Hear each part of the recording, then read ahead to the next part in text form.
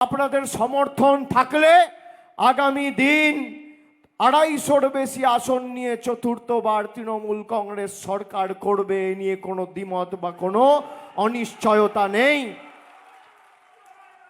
কিন্তু লড়াইটা চতুর্থবার মমতা বন্দ্যোপাধ্যায়কে মুখ্যমন্ত্রী করার নয়, আপনার অধিকারকে সামনে রেখে যাতে আগামী দিন এই উন্নয়ন আপনি পান এবং উন্নয়ন বাধাপ্রাপ্ত না হয়, এই লড়াই সেই লড়াই।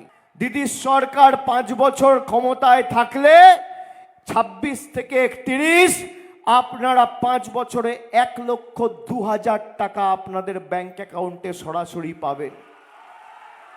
1 টাকা 2 টাকা 10 টাকা 15 টাকা 100 টাকা 1000 টাকা নয়, 1,02,000 টাকা সরাসরি মামাটি মানুষের সরকার আপনাদের ব্যাংক অ্যাকাউন্টে পৌঁছে দেবে।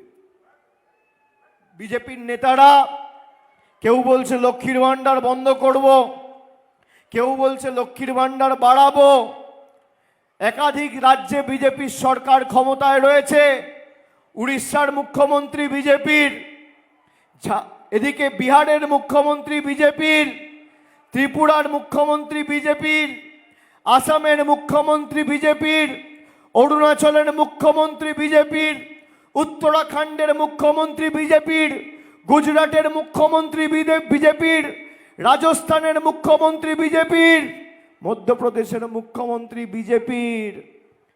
আমি চ্যালেঞ্জ করব, একটা রাজ্যে যেভাবে মমতা বন্দ্যোপাধ্যায় প্রত্যেকটা পরিবারের মহিলাদের লক্ষ্মীর ভান্ডার দিচ্ছে, বিজেপি যদি একটা রাজ্যে করে দেখাতে পারে আগামী 30 দিনের মধ্যে, আমি তৃণমূলের হয়ে আপনাদের কাছে সমর্থন চাইতে আসবো না।